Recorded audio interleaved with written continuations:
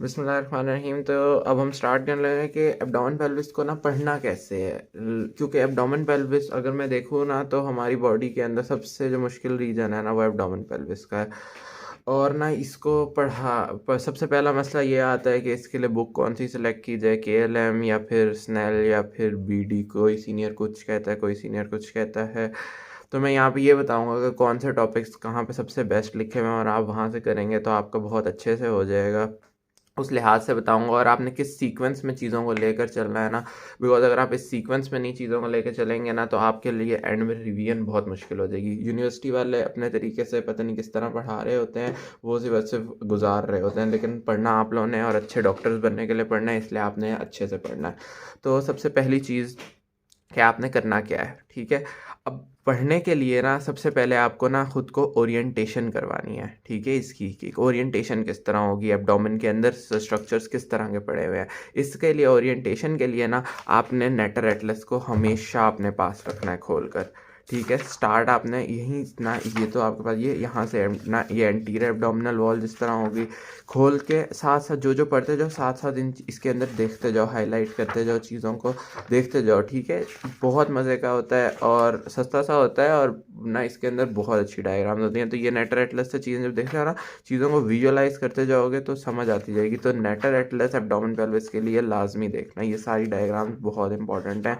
आपको ये सारी डायग्राम्स के अंदर से हर चीज़ आपको समझ आनी चाहिए, ठीक है। साथ जो टॉपिक पढ़ो उसकी डायग्राम खोल लो, और उसके बाद उसकी डायग्राम खोल के ना देख लो। तो ये आपने यूं कर लेना है। सबसे पहली चीज़ क्या होगी कि आपने खुद को ओरिएंटेट करना है। इसके अलावा ना, इसके लिए मैं एक यूट्यूब चैनल का ना वो एक वीडियो है जो कि है जी सैम वेबस्टर, ठीक है। सैम वेबस्टर, अब वो जो सैम वेबस्टर है ना, वो क्या करता है, मॉडल से पढ़ाता है, ठीक है। एब्डोमेन पेल्विस के अंदर, क्योंकि आप पेट तो काट नहीं रहे हो अभी, क्योंकि डिसेक्शन कम ही लोग करते हैं, जो करते हैं हाँ वो सही करते हैं, लेकिन ना वो मॉडल से ना उसकी अरेंजमेंट बिल्कुल बेस्ट बता देता है। तो उसकी आप सैम वेबस्टर की ना वो देखो, एक उसने जिना 20-22 मिनट की है, GIT के ऊपर बनाई हुई है, वो ओरिएंटेट अच्छे से कर देता है कि किस तरह आपके पास अंदर स्ट्रक्चर्स पड़े हुए हैं अलाइनमेंट में, तो वो देख लेना, ठीक है। ये तो स्टडी करने के लिए आपको ओरिएंटेट सबसे पहले करना था। उसके बाद अब हम देखते हैं किताब कौन सी सिलेक्ट करनी है। तो आपको कुछ टॉपिक्स होंगे जो KLM से करने होंगे, कुछ होंगे जो स्नेल से, लेकिन मोस्ट ऑफ द आपने जो मेजर अपनी किताब रखनी है ना, वो आपने BD ही रखनी है। पेपर क्योंकि BD से ही बनता है, तो इसलिए आपने BD ही रखनी है। ये मैं ना निस्टेरियंस के लिए तो ख़ास तौर पे कह रहा हूँ कि पेपर BD से ही बनता है, तो इसलिए आपने लाजमी तौर पे मेन बुक BD ही रखनी है।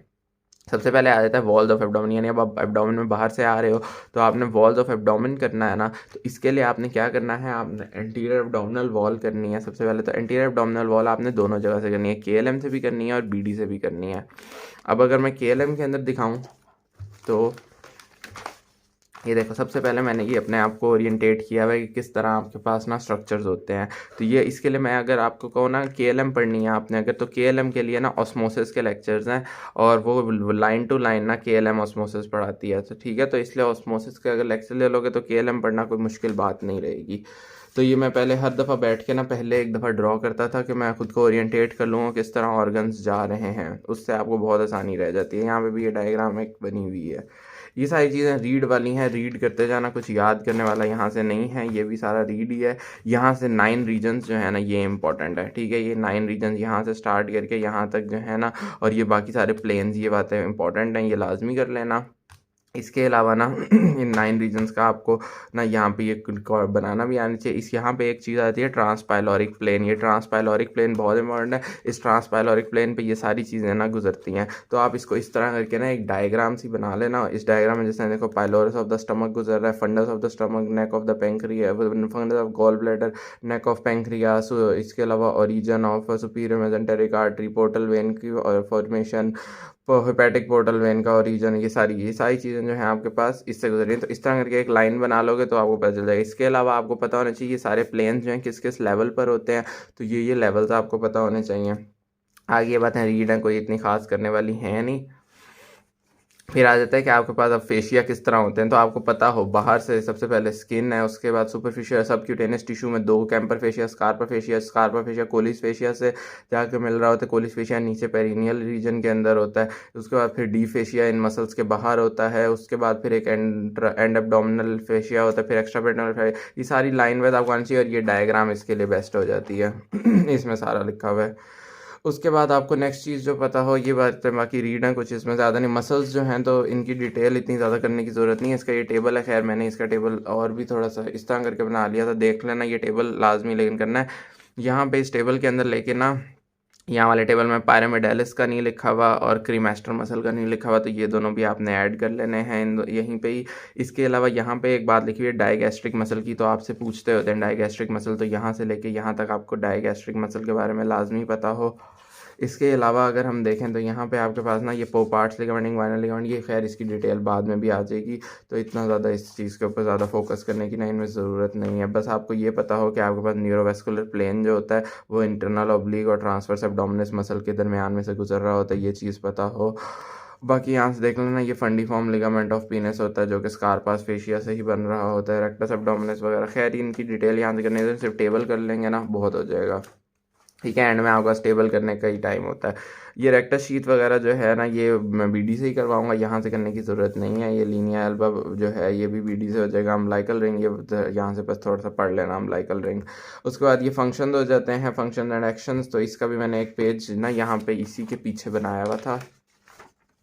ये भी यूनिवर्सिटी क्वेश्चन है, क्योंकि ये मैंने डायगैस्ट्रिक मसल भी यहाँ पे लिख लिया था, इसकी ये भी क्योंकि पूछा जाता है और यूनिवर्सिटी क्वेश्चन है। Function and action of anterior abdominal wall, तो ये सारे के सारे फंक्शन होते हैं, तो ये आपको सारे के सारे फंक्शन आने चाहिए। उसके बाद अगर हम देखें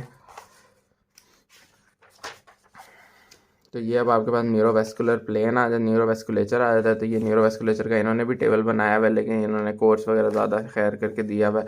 खैर मैंने भी वो टेबल बना ही लिया था, तो ये देख लेना, इसको टेबल को याद करना है लाजमी। डिस्ट्रीब्यूशन और ओरिजिन तो आपको, और नाम लाजमी आनी चाहिए, ये तीन मेन है। कोर्स चाहे आए ना आए वो इतनी कोई खास बात नहीं होगी, ठीक है। सब में यही मेजर बात है कि इंटरनल ऑब्लिक और ट्रांसवर्स एब्डोमिनस के दरमियान से गुजर रहे होते हैं, तो ये इतनी कोई खास इंपॉर्टेंट बात वो हो जाती नहीं है, लेकिन सिर्फ आपको ओरिजिन और इनकी डिस्ट्रीब्यूशन लाजमी आनी चाहिए। उसके बाद इधर देखें वेंस, तो वेंस को भी आपने अच्छे से यहाँ से देख लेना। वेंस पूछते होते हैं, तो वेंस के अंदर आपको ना ये वेंस चार तरह से रहते हैं। एक तो आपके पास ना एंटीरियर एब्डोमिनल में सबक्यूटेनियस वेनस प्लेक्सस होता है जो कि इस सब से बनता है, तो ये देख लेना। उसके अलावा आप अगर देखो ना नेक्स्ट चलो, तो ये आपके पास ना ये cutaneous veins around the umbilicus होती हैं वो। इसके अलावा आपके पास एक ना एनास्टोमोटिक चैनल आपको नज़र आता है, ये वाला पूरा का पूरा एक एनास्टोमोटिक चैनल है, वो हो जाता है। फिर डीपर वेन्स कुछ होती हैं और फिर एक ना डीपर मीडियल वेनस एनास्टोमोटिक होता है। ये 5 तरीके हैं यहीं पे लिखे हुए हैं जो वेन्स जो कि बनाते हैं, ठीक है। उसके बाद फिर आपके पास ना 2 आर्टरीज, यहाँ पे आपको उनकी डिटेल करनी है। Superior epigastric artery, inferior epigastric artery, और रीजन कोर्स डिस्ट्रीब्यूशन टर्मिनेशन आना चाहिए। उसके अलावा आपके पास इनकी ब्रांचेस भी हैं। ये क्रीमेस्टेरिक ब्रांच जो है ये इन्फीरियर एपिगैस्ट्रिक आर्टरी की ब्रांच है, ये इंपॉर्टेंट एमसीक्यू है। लिम्फेटिक ड्रेनेज जो है एंटीरियर एब्डोमिनल वॉल की किस तरह होती है ये आपको पता ही सारा नीचे इनके लिखा हुआ, मैंने बस फ्लो चार्ट की फॉर्म में इनको करके ताकि ना मुझे याद रहे, तो इस तरह करके मैंने लिख लिया था। इसके अलावा आपके पास ना जो आर्टरीज़ होती हैं ना, वो आर्टरीज़ जो हैं तो आपके पास सारी की सारी एंटीरियर एब्डोमिनल वॉल की वो ये वाली हैं। ये डायग्राम इसकी बहुत अच्छी बनी हुई है, और ये क्वाड्रेंट्स मैंने बनाए हुए हैं, वही 9 क्वाड्रेंट्स जो पे शुरू में बताया था ना एब्डोमिन के, वो हैं। और हर क्वाड्रेंट को जौन सी आर्टरी सप्लाई कर रही है ये वो वाली मैंने बताई हुई है। आगे इसके क्लिनिकल्स में आ जाएँ तो आपको ना पूछते होते हैं यहाँ पे स्पेस ऑफ बोरगोस, सर शफीकुल्ला बहुत वाइवा में पूछते होते हैं, तो ये इंपॉर्टेंट है स्पेस ऑफ बोरगोस। इसके अलावा आपके पास ना ये एब्डोमिनल हर्निया आ जाते हैं। खैर इसकी डिटेल आगे बहुत ज़्यादा आ जाती है हर्नियाज़ की, यहाँ से भी इसको बस एक दफ़ा रीड कर लेना। बाकी क्लिनिकल्स का मैं आपको भी फर्दर बताऊंगा कि करना है कहाँ से हैं। इसके अलावा यहाँ से ये एब्डोमिनल सर्जिकल इंसिजन्स हो जाती हैं। ये पूछते होते हैं कि आपके पास ना कौन सी चीज़ों को ना पॉइंट्स आपने कंसीडर कौन से करने होते हैं बिफोर गिविंग इंसिजन्स, तो ये वाले आपने ना पॉइंट्स को कंसीडर करना होता है बिफोर गिविंग इंसिजन। उसके अलावा ये सारी इंसिजन्स दी हुई हैं, तो ये आपको इंसिजन सारी की सारी आनी चाहिए, यहाँ तक ये सारी इंसिजन्स दी हुई इंसिजन। उसके अलावा इंसिजनल हर्निया भी यूनिवर्सिटी क्वेश्चन है, ये एब्डोमिनल इंसिजन्स भी है, तो ये यहीं से करना है। और सेफेस्ट साइट ऑफ इंसिजन कौन सी होती है ये भी यूनिवर्सिटी क्वेश्चन है, तो ये भी पता हो, यहाँ तक हो जाता है। इसके अलावा आपके पास ना अब ये आ जाता है कि इन्फ्राम्बलाइक, ये इंटरनल सर्फेस ऑफ एंटीरियर यानी एंटीरियर एब्डोमिनल वॉल को अभी तो हमने बाहर से देखा था, अब अगर उसे हम अंदर से देखें तो उसको अंदर से देखने से वो किस तरह होगी, इंटरनल सरफेस उसकी किस तरह की होगी। तो वो इस उसके अंदर आपके पास ना उसने कहा इसका ना अम्बलाइकस से नीचे वाला पार्ट जो है ना उसके अंदर ना 5 फोल्ड्स बनते हैं। तो ये वो 5 फोल्ड्स हैं, ये यूनिवर्सिटी क्वेश्चन है। वो पूछते हैं ये 4-5 फोल्ड्स के नाम, उनके दरमियान जो ये आपके पास स्पेसेस बन रही होती हैं, ये फोसास बन रहे होते हैं, ये 3 फोसास, ये भी यूनिवर्सिटी क्वेश्चन है, ये भी पूछते हैं। उनकी क्लिनिकल इंपॉर्टेंस पूछते हैं। तो इसमें इनडायरेक्ट हर्निया होता है, इसमें डायरेक्ट हर्निया होता है, इसमें सुप्रावेजाइकल हर्निया हो जाता है। तो ये वाला यूनिवर्सिटी क्वेश्चन है और ये वाला उसका सवाल जवाब है। तो ये इंपॉर्टेंट है, यहाँ से ये करना है आपने। ये बीडी में नहीं दिया हुआ क्योंकि इसलिए यहाँ से नहीं, यहाँ पे वो सारी बातें इसने एक्सप्लेन की हुई हैं जो मैंने बताई हैं। इसके अलावा इंग्वाइनल लिगामेंट, ये वैसे मैंने बीडी से ही किया हुआ है, आप भी बीडी से ही कर लेना। इंग्वाइनल लिगामेंट वहाँ पे अच्छा करके दिया हुआ है बीडी के अंदर। तो बीडी से इंग्वाइनल लिगामेंट यहाँ पे, लेकिन इलियोप्यूबिक ट्रैक्ट है जो बीडी में नहीं दिया हुआ। तो इलियोप्यूबिक ट्रैक्ट आपने यहाँ से करना है। मायोपेक्टिनियल ओरिफिस भी यहाँ दिया हुआ है, ये भी आपने यहाँ से करना है। इंग्वाइनल कनाल जो आ जाती है ना, ये आपने ना इसका कॉन्सेप्ट बहुत अच्छे से लेना है, आपने यहाँ से इसको पढ़ लेना। यहाँ पे बहुत अच्छा करके उसने कॉन्सेप्ट दिया हुआ है। इसके अलावा ना इसकी ये मैंने एटलस की डायग्राम भी साथ ही क्या कहते हैं, क्योंकि ये बहुत इंपॉर्टेंट है, इंग्वाइनल कनाल वाला टॉपिक इंतहा का इंपॉर्टेंट है। तो इसलिए, और इसकी ये जो बाउंड्रीज़ है ना, ये तो यूनिवर्सिटी क्वेश्चन है और बीडी में बहुत ज़्यादा करके लिखी हुई हैं। आप बस इसका ये टेबल कर लो ना, मोर देन इनफ हो जाता है और पेपर के अंदर भी अच्छा इंप्रेशन जाता है। तो इसलिए ये टेबल लाजमी इसके लिए कर लेना।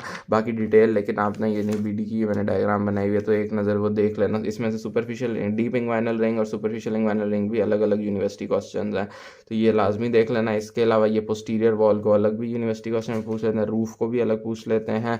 तो वो यहीं से पोस्टीरियर वॉल और रूफ़ के आप ना तीनों का बता सकते हो। ये इंपॉर्टेंट था, ये हो गया। इसके अलावा ना ये डेवलपमेंट नहीं करनी है आपने। फिर आ जाता है स्पर्मेटिक कॉर्ड। तो स्पर्मेटिक कॉर्ड भी आपने यहीं से करनी है। ये स्पर्मेटिक कॉर्ड है, इसके आपको ये फिना फेशियास का पता हो, ये बहुत इंपॉर्टेंट है। ये आपको कवरिंग्स बहुत वाइवा में भी पूछते हैं, बहुत इंपॉर्टेंट। फिर क्रीमेस्टेरिक फेशिया और डार्टॉस फेशिया, ये concept very very very very very important. फिर कौन से फैक्टर्स हैं जो कि टेम्परेचर ऑफ टेस्टिस को रेगुलेट करते हैं, ये यूनिवर्सिटी क्वेश्चन है। ये 5 फैक्टर्स होते हैं, ये कर लेना। कॉन्टेंट सारे के सारे स्पर्मेटिक कॉर्ड के यहाँ पे बहुत अच्छे करके 9 लिखे हुए हैं, ये यूनिवर्सिटी क्वेश्चन है। बीडी में इस तरह नहीं लिखे हुए, ये 9 बहुत इंपॉर्टेंट है। 9 के 9 याद करने और बहुत इंपॉर्टेंट हो जाएंगे। उसके अलावा हमारे पास ये स्क्रोटम जो है ना, इसको यहाँ से ना स्क्रोटम वैसे यहाँ से ही देख लेना क्योंकि इतना कोई ख़ास इंपॉर्टेंट है नहीं, ठीक है। बाकी टेस्टिस जो है वो बीडी से देख लेना और बस ये। उसके अलावा आपके पास इधर से आपने जो करना है वो आपने ये इंग्वाइनल डायरेक्ट और इनडायरेक्ट इंग्वाइनल हर्निया करना है। यहाँ से इसका टेबल यहाँ से बहुत अच्छा लिखा हुआ है, वो लाजमी कर लेना। हाइड्रोसील यूनिवर्सिटी क्वेश्चन है, ये आपने लाजमी कर लेना है। इसके अलावा ना ये वाला इंग्वाइनल हर्निया ना पढ़ लेना, कॉन्सेप्ट है, ये सिनेरियोज में काम आते हैं कि आपने किस तरह आपके पास ना आप ना डायरेक्ट और इनडायरेक्ट हर्निया को डायग्नोज करते हो। तो ये पूरे का पूरा मेथड लिखा हुआ है, तो ये लाजमी कर लेना। हेमेटोसील कर लेना है, हाइड्रोसील कर लेना है। ये दोनों यूनिवर्सिटी क्वेश्चन है, इनका डिफरेंस भी यूनिवर्सिटी क्वेश्चन है। वेरिकोसील बहुत इंपॉर्टेंट यूनिवर्सिटी क्वेश्चन है, पूछते हैं कि लेफ्ट साइड वाला क्यों आपके पास वेरिकोसील ना ज़्यादा होता है। तो वो उन्होंने कहा है कि यहाँ पे इसकी ये 3-4 रीजंस लिखी हुई हैं, वही वाली करनी है। उसके अलावा आपके पास ना उसका आगे फिर क्या ना इनफर्टिलिटी वो करा देता है, ये आपको पता हो। उसके बाद ना फॉर ओनली कॉन्सेप्ट, अगर आपका बहुत पढ़ने का वो कॉन्सेप्चुअल पढ़ने का है ना, तो यहाँ से बस इसको कॉन्सेप्चुअली ना, ये वाली चीज़ तो नहीं, बस यहाँ तक और यहाँ से ये पेरिटोनियल फॉर्मेशंस कॉन्सेप्चुअली यहाँ तक पढ़ना है, ठीक है। इसके बाद आपने KLM से कुछ नहीं करना, KLM का यहीं तक ख़त्म हो जाता है जितना भी KLM से करना था। तो हमने यहाँ तक देख लिया, KLM से हमने ये भी कर लिया और हमने KLM से ये भी कर लिया है। अब इसके बाद हम देखते हैं कि इसके अंदर से अब हमने बीडी से क्या क्या चीज़ें करनी है वॉल्स ऑफ एब्डोमेन के अंदर। एक सेकेंड, ये walls of abdomen chapter start हो। ये वैसे मैंने यहाँ पे KLM टॉपिक लिस्ट बना के लिखी हुई है कि मैंने KLM से कौन कौन से टॉपिक्स करने थे। तो ये वही वाले टॉपिक्स जो मैंने अभी बताए हैं वही सारे हैं। बाकी इधर से आपको पता हो जो वो आपको बस ना लीनिया एल्बा के बारे में पता हो, इसकी स्किन यहाँ से कर लेना, ये स्किन का पता हो। अम्बलाइकस यहाँ पे डिटेल में दिया हुआ है, ये बहुत इंपॉर्टेंट है। यहाँ पे ना वाटर शेड लाइन, ये MCQ में बहुत पूछते हैं और वाइवा में भी कि वाटर शेड लाइन के क्या मुराद है। तो यहाँ पे आपको वाटर शेड लाइन का पता हो। क्यूटेनियस नर्व्स जो होती हैं ना, वहाँ पे भी मैंने ना बताई है, उसका टेबल यहाँ पे उसकी ये डायग्राम अच्छी दी हुई है, यहाँ से देख लेना डायग्राम। इसके अलावा ना एक कैपेट मेड्यूसी यूनिवर्सिटी क्वेश्चन है, ये आपको पता हो यहाँ पे कैपेट मेड्यूसी क्या होता है, यूनिवर्सिटी क्वेश्चन या ये आपको पता। बाकी ये सारे ना एमसीक्यू में पूछ लेते होते हैं कि ये फीकल फिस्चुला क्या होता है, पेटेंट क्यूरेकस क्या होता है, मैकल्स डायवर्टिकुलम तो वैसे बहुत इंपॉर्टेंट है, ये आगे डिटेल में आएगा। सुपरफिशियल फेशिया वहाँ पे मैंने बता दिया था बस, कि वो कारपास फेशिया और ना स्कारपास फेशिया और होता है, तो वो उन्हीं बातों को यहाँ पे ज़्यादा इतना बिखेरा हुआ है, बस एक दफ़ा रीड कर लेना, कोई एक्स्ट्रा बात लगे। और यहाँ पे उन्होंने वही ना होल्डन्स लाइन वाली बात बताई हुई है, तो ये होल्डन्स लाइन वाली बात वो आपने लोअर लिम में भी पढ़ी हुई है, ये एमसीक्यू के लिए देख लेना। बाकी ये क्यूटेनियस नर्व वगैरह वही केएलएम से करनी है, ये वेन्स वगैरह भी वही केएलएम से करनी है।